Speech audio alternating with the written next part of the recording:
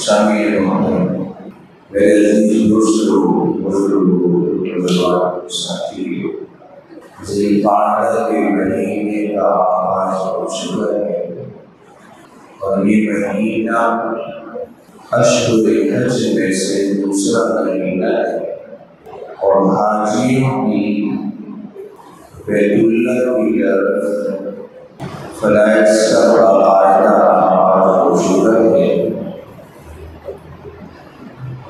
اور مسلسل حاجی اپنے فریضے کی ادائیگی کے لیے بیت اللہ کی طرف جا رہے ہیں۔ آج اسی حوالے سے چند گزارشات آپ حضرات کے سامنے رکھنی ہے۔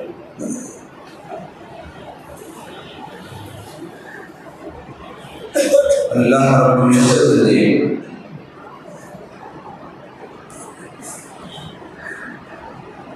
اس روئے زمین پر اپنی خاص رحمت اور عنایت کے لیے جس جگہ کا انتخاب کیا ہے وہ جگہ بیت اللہ ہے۔ ان اول بیت وضع للناس للذی ببکۃ مبارکا وہدی للعالمین۔ کائنات کی ابتدا جس جگہ سے ہوئی اس جگہ کو بیت اللہ کہا جاتا ہے، اور اس زمین کا جو درمیانی حصہ ہے وہ بھی بیت اللہ کی ہی جگہ ہے۔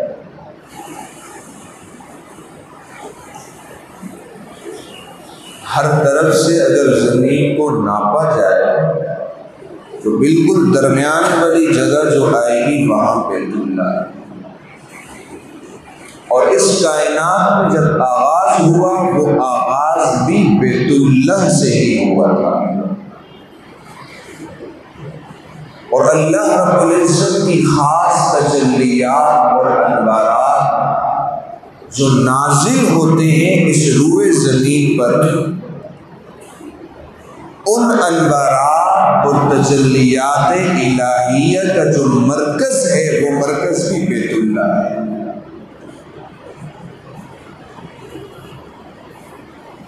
اور اس بیت اللہ کے بالکل مقابلے میں ساتویں آسمان پر ایک اور کعبہ ہے جسے بیت معمور کہا جاتا ہے۔ یہ زمین پر جو بیت اللہ ہے یہ انسانوں کا کعبہ، اور وہ آسمان پر جو بیت معمور ہے وہ فرشتوں کا کعبہ۔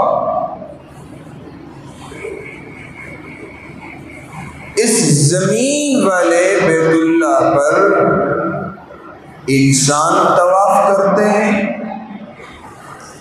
اور وہ آسمان پر جو بیت معمور ہے وہاں پر روزانہ اللہ رب العزت کی نورانی مخلوق فرشتے 70,000 کی تعداد میں روزانہ آ کر طواف کرتے ہیں، اور جو 70,000 ایک مرتبہ طواف کر لیں دوبارہ قیامت تک ان کی باری نہیں آتی۔ اس سے یہ پتہ چلتا ہے کہ اللہ تعالیٰ کی جو یہ نورانی مخلوق ہے فرشتے، ان کی تعداد کبھی کسی کو نہیں ہے۔ وَمَا يَعْلَمُ جُنُودَ رَبِّكَ إِلَّا هُوَ۔ اللہ رب العزت اپنے اس لشکر سے خود ہی واقف ہے، کوئی اور واقف نہیں۔ تو میرے مسلمان دوستو، اللہ رب العزت کی انوارات اور برکات الہیہ کا جو نزول ہوتا ہے وہ عرش الہی سے، یہ بیت معمور کے بالکل اوپر عرش الہی ہے، اس عرش الہی سے انوارات انوارات اور تجلیات الہیہ کا نزول ہو کر اس روئے زمین پر جب آتا ہے تو سب سے پہلے بیت اللہ پر پڑتا ہے۔ تو جو شخص بھی بیت اللہ چلا جائے، اس حدود حرم کے اندر جا کر اللہ کے اس گھر کا دیدار کر لے، وہ اللہ تعالیٰ کے انوارات اور برکات کے آغوش میں چلا جاتا ہے، وہ انوارات الہیہ کے آغوش میں چلا جاتا ہے۔ تو بیت اللہ کی زیارت، بیت اللہ کا طواف، یہ اللہ تعالیٰ کی بہت بڑی سعادت ہے مسلمان کے لیے۔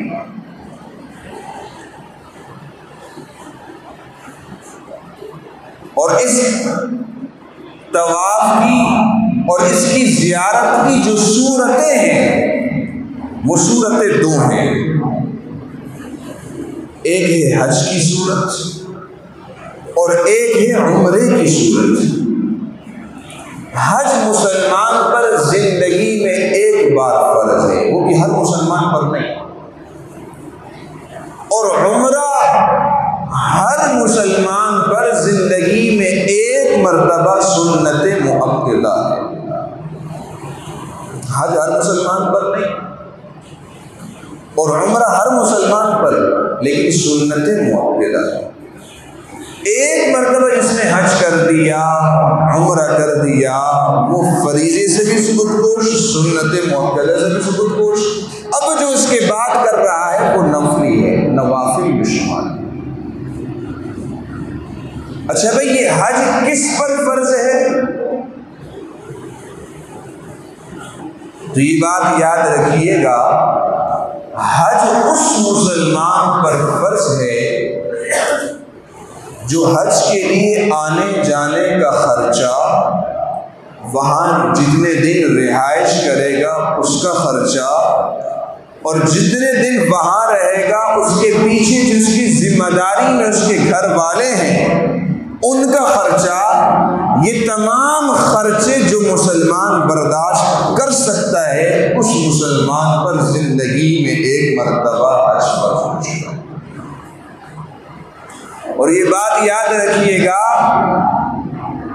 کہ جس شخص کی زندگی میں ایک مرتبہ یہ صورتحال بن گئی، یعنی اس کے پاس اتنا مال و دولت آ گیا کہ وہ سال میں حج کر سکتا تھا، سارے اخراجات برداشت کر سکتا تھا، لیکن اپنی سستی کی وجہ سے یا سرکاری کوٹے میں نام نہ آنے کی وجہ سے یا کسی اور ہنگامی صورتحال کی وجہ سے حج کرنے سے رہ گیا، تو یہ فرض اس کے ذمے برقرار رہے گا موت تک۔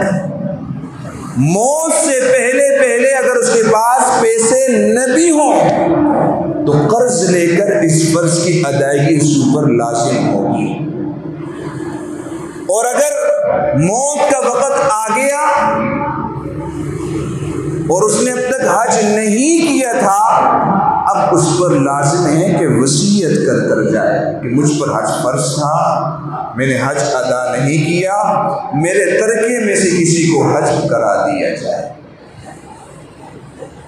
تو یاد رکھیے گا، جس موقع پر حج فرض ہو جائے وہ اس معاملے میں بالکل سستی نہ کرے، اس لیے کہ پیسہ کسی کا نہیں، آج آپ کے پاس ہے تو کل آپ کے پاس نہیں ہوگا، کسی اور کے پاس ہوگا۔ آج آپ کر سکتے ہیں، حج سستا ہے، ہو سکتا ہے آئندہ سال مہنگا ہو جائے، آپ نہ کر سکے تو یہ فرض ذمے برقرار رہے گا، اور نہ کرنے کی صورت میں آپ کا ذمہ فرض رہے گا اور آپ کر نہیں سکیں گے۔ تو جس شخص پر ایک مرتبہ زندگی میں حج فرض ہو جائے، اسے چاہیے کہ وہ سب سے پہلے اس فریضے کی ادائیگی سب سے پہلے کرے۔ ہوتا یہ ہے کہ ابھی بھی میں نے کئی سارے لوگوں کو دیکھا کہ انہوں نے اپنی جو مالی صورتحال ہمیں بتائی اس کے مطابق ان پر حج فرض تھا، اور وہ حج کرنے کے لیے نہیں گئے بلکہ اس سیزن میں عمرہ کر کے آ گئے۔ تو یاد رکھیے گا، عمرہ بھی کیا جائے، لیکن جب ایک مرتبہ حج فرض ہے تو سب سے پہلے حج ادا کیا جائے، پھر اس کے بعد عمرے کیے جائیں۔ اس کے ساتھ بھی کیے جا سکتے ہیں، اس کے بعد بھی کیے جا سکتے ہیں، لیکن جب ایک مرتبہ زندگی میں حج فرض ہو گیا تو سب سے پہلا کام اس حج کی ادائیگی ہے۔ تو میرے مسلمان دوستو، بیت اللہ کی زیارت کی 2 صورتوں میں سے پہلی صورت کون سی ہو گئی؟ حج کی۔ اب سوال ہوتا ہے شریعت اسلامیہ کے اندر حج فرض ہوا کب؟ حج کی فرضیت کا حکم کب ہوا؟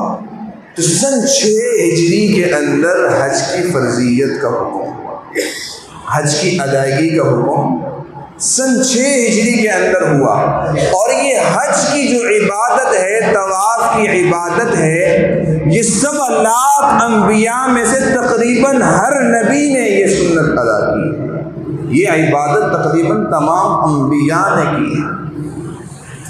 تو زیارت بیت اللہ کا ہو جانا یہ بہت بڑی سعادت کی بات ہے، اور اس میں سے پہلی صورت حج ہے اور دوسری صورت عمرہ ہے کہ عمرہ کرنے انسان جائے اور بیت اللہ کی زیارت کرے۔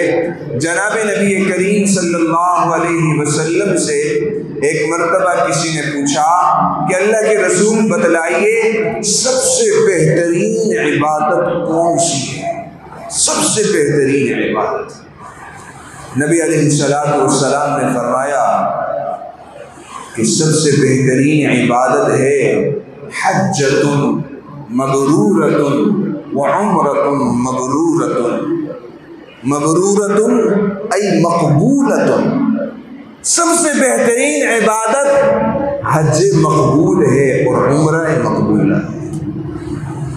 مقبول حج اور مقبول عمرہ، جناب نبی کریم صلی اللہ علیہ وسلم نے ارشاد فرمایا یہ سب سے بہترین عبادت ہے۔ یہ بات یاد رکھیے گا، ایک ہے حج کا ادا ہونا اور ایک ہے حج کا قبول ہونا، یہ 2 الگ الگ چیزیں ہیں۔ جتنے حاجی حج کر کے آئے ہیں، جو اس سال حج کرنے جائیں گے، وہ ان باتوں پر ضروری ان باتوں پر نظر رکھیں کہ ایک ہے حج کا ادا ہونا اور ایک ہے حج کا قبول ہونا۔ حج کا ادا ہونا یہ الگ ہے، حج کا قبول ہونا یہ الگ ہے۔ حج کا ادا ہونا تو یہ ہے کہ جو حج کے فرائض ہیں، ارکان ہیں، وہ ادا کر لیے جائیں، جمرات کو پتھر مار لیے جائیں، سعی بین صفا والمروہ کر لی جائے، اور جو ہے نا وقوف عرفہ کر لیا جائے، حلق کروا لیا جائے، باقی جو ارکان ہیں یہ سب کے سب ادا کر دیے جائیں، حج ادا ہو گیا، حج ادا ہو گیا۔ لیکن آیا حج قبول بھی ہوا ہے یا نہیں، یہ الگ سلسلہ ہے، یہ الگ بات ہے۔ شیخ الحدیث حضرت مولانا زکریا صاحب نور اللہ مرقدہ نے لکھا ہے کہ حج کی قبولیت کے لیے 4 باتوں کو مد نظر رکھا جائے۔ جس کے حج میں یہ 4 باتیں پائی جائیں تو سمجھو اس کا حج قبول ہوا ہے، سمجھو اس کا حج قبول ہوا ہے۔ سب سے پہلی بات شیخ الحدیث رحمہ اللہ نے لکھا ہے کہ سب سے پہلی بات یہ ہے کہ حاجی کی نیت کے اندر اخلاص کا پایا جانا چاہیے۔ حاجی کی نیت کے اندر اخلاص کا پایا جانا ضروری ہے۔ حج تو حج ہے، نبی علیہ السلام نے تو ارشاد فرمایا انما الاعمال بالنیات، ہر عمل کا دار و مدار نیت پر ہے، ہر عمل کی قبولیت کا دار و مدار نیت پر ہے۔ اگر نیت درست ہوگی تو عمل قبول ہوگا، نیت درست نہیں تو کوئی عمل قابل قبول نہیں ہوگا۔ تو حج کے اندر قبولیت کے لیے سب سے پہلی شرط یہ ہے کہ نیت اخلاص کی ہو کہ ہم حج کر رہے ہیں خالصتاً اللہ کی رضا کے لیے کر رہے ہیں، خالصتاً اللہ کی رضا کے لیے کر رہے ہیں۔ حضرت شیخ الحدیث رحمہ اللہ نے لکھا ہے کہ بھئی قرب قیامت میں مالدار لوگ حج پر اس لیے جائیں گے کہ ان کی نیت سیر و تفریح کی ہوگی۔ مالدار لوگ سیر و تفریح کے لیے جاتے ہیں نا، کوئی یورپ جاتا ہے، کوئی امریکہ جاتا ہے، کوئی کینیڈا جاتا ہے، کوئی کہاں جاتا ہے، کوئی کہاں جاتا ہے۔ فرمایا جب قرب قیامت ہوگا نا، حج کا سیزن آئے گا تو مالدار لوگ کہیں گے چلو یار اس مرتبہ یورپ نہیں جاتے، اس مرتبہ سعودیہ چلے جاتے ہیں، حج بھی کر لیں گے، سیر و تفریح بھی ہو جائے گی، حج بھی کر لیں گے، سیر و تفریح بھی ہو جائے گی۔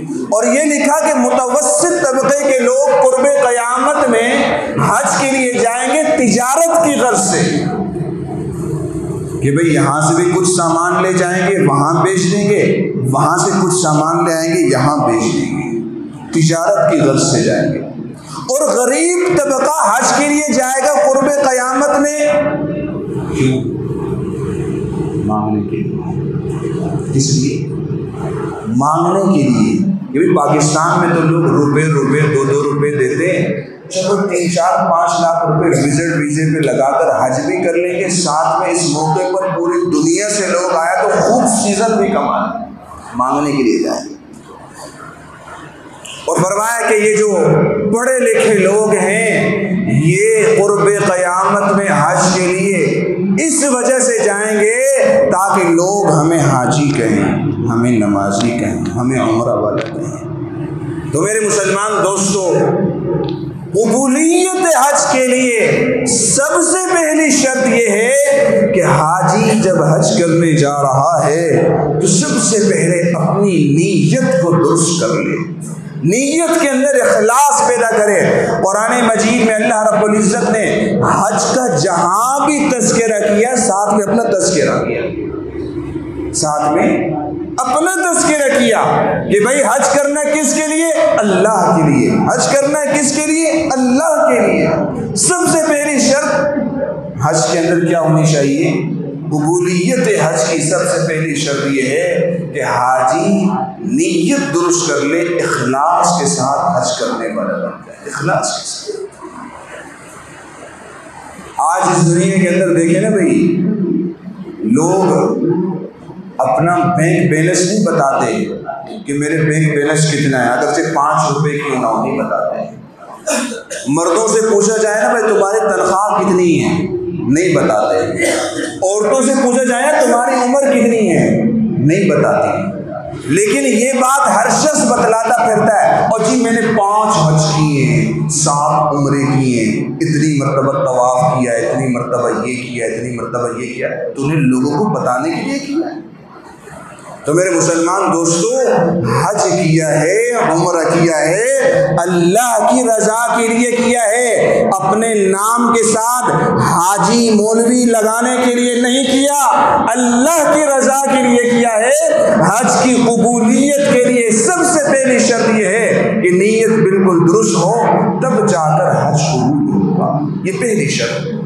اور دوسری شرط یہ ہے کہ حاجی حج کرے اور اس کا یہ حج کا پورا سفر گناہوں سے پاک اور صاف، گناہوں سے پاک اور صاف ہو۔ الحج اشہر معلومات فمن فرض فیہن الحج فلا رفث ولا فسوق ولا جدال فی الحج۔ قرآن مجید میں اللہ رب العزت نے جب حج کا تذکرہ کیا نا تو فرمایا حج ایسا ہو کہ نہ اس میں فحش گوئی ہو، ولا فسوق نہ گناہ کا کوئی کام ہو، ولا جدال نہ لڑائی جھگڑے ہوں، حج کے اندر گناہ کا کوئی کام نہ ہو۔ جناب نبی کریم صلی اللہ علیہ وسلم نے ارشاد فرمایا جو شخص حج کر کے اس طرح آیا کہ اس کے حج کے سفر کے اندر نہ کوئی فحش بات پائی جاتی تھی، نہ کوئی گناہ کا کام پایا جاتا تھا، نہ کوئی لڑائی جھگڑا پایا جاتا ہو، فرمایا یہ حج کر کے ایسے آ رہا ہے جیسے اس کی ماں نے اس کو آج ہی جنا ہے۔ جس طرح ایک بچپن میں پیدائشی بچہ گناہوں سے پاک اور صاف ہوتا ہے، اسی طرح وہ حاجی بھی گناہوں سے پاک اور صاف ہو کر آتا ہے جو حاجی اپنے حج کے سفر میں اپنے آپ کو گناہوں سے پاک اور صاف رکھتا ہے۔ تو میرے مسلمان دوستو، دوسری شرط حج کی قبولیت کی یہ ہے کہ حاجی اپنا سفر گناہوں سے پاک اور صاف رکھے۔ اور تیسرے نمبر پر حج کی قبولیت کے لیے شرط یہ ہے کہ حاجی اپنا حج سنت کے مطابق کرے، سنت کے مطابق، من چاہا حج نہ کرے کہ بھائی میرے لیے یہ سے سہولت ہے ایسے کر لوں، نہیں نہیں نہیں، حج کرنے کے لیے پہلے حج کو سیکھے، حج میں نے کیسے کرنا ہے، نبی علیہ الصلوۃ والسلام نے حج کیسے ادا کیا، ہم نے حج نبی علیہ الصلوۃ والسلام کے بتلائے ہوئے طریقے کے مطابق کرنا ہے، اپنی مرضی کے مطابق حج نہیں کرنا، ورنہ حج ادا تو ہو جائے گا، قبول نہیں۔ حج قبول اسی وقت ہوگا جب حج ہم نے نبی علیہ الصلوۃ والسلام کے بتلائے ہوئے طریقے کے مطابق کیا، یہ تیسری شرط ہے۔ اور چوتھی شرط حج کی قبولیت کی یہ ہے کہ جب حاجی حج کر کے واپس آئے تو حج کے بعد کی زندگی میں اور حج سے پہلے والی زندگی میں فرق ہونا چاہیے۔ حج کے بعد کی زندگی میں اور حج سے پہلے والی زندگی میں فرق ہونا چاہیے۔ حج پر جانے سے پہلے وہ نمازوں کا اہتمام نہیں کرتا تھا، اب اسے چاہیے کہ وہ نمازوں کا اہتمام کرے۔ حج پر جانے سے پہلے وہ سنتوں کا اہتمام نہیں کرتا تھا، اب اسے چاہیے کہ وہ سنتوں کا اہتمام کرے۔ حج پر جانے سے پہلے وہ شرعی لباس نہیں پہنتا تھا، اب اسے چاہیے کہ وہ شرعی لباس پہنے۔ حج پر جانے سے پہلے وہ اپنی داڑھی منڈاتا تھا یا کتراتا تھا، اب اسے چاہیے کہ وہ داڑھی سنت کے مطابق رکھے۔ اگر وہ حج پر جانے سے پہلے بھی نمازوں کو چھوڑ دیتا تھا، سنت میں ڈنڈی مارتا تھا، زندگی اپنی مرضی کے مطابق گزارتا تھا، حج پر جانے سے پہلے بھی نبی علیہ الصلوۃ والسلام کی سنت کو موڑ کر گٹر لائن میں بہاتا تھا، تو میرے مسلمان دوستو یاد رکھیے حج ادا ہو جائے گا، لیکن حج کے بعد کی زندگی بھی پہلے کی زندگی طرح گزار دی تو حج قبول نہیں ہوگا، حج قبول نہیں ہوگا۔ پھر کیا فائدہ کہ اپنی زندگی کا، پوری زندگی کا اثاثہ جو خون پسینہ جمع کر کے اس نے جمع کیا تھا 13، 14، 15 لاکھ روپے، وہ بھی لگا دیا اور اس کی زندگی پر اس حج نے کوئی اثر بھی پیدا نہیں کیا، تو میرے مسلمان دوستو خالی ہاتھ گیا تھا، خالی ہاتھ واپس آ گیا، اس کو کوئی فائدہ نہیں۔ تو میرے مسلمان دوستو جو حاجی حج کرنے جا رہا ہے وہ ان باتوں کو مد نظر رکھتے ہوئے پھر جو ہے نا حج کرنے جائے تو وہ اس کے بعد کی زندگی میں یقیناً اپنی زندگی کے اندر تبدیلی محسوس کرے گا۔ اللہ تعالی ہم سب کو سمجھنے کی اور عمل پیرا ہونے کی توفیق نصیب فرمائے۔ وآخر دعوانا الحمدللہ رب العالمین۔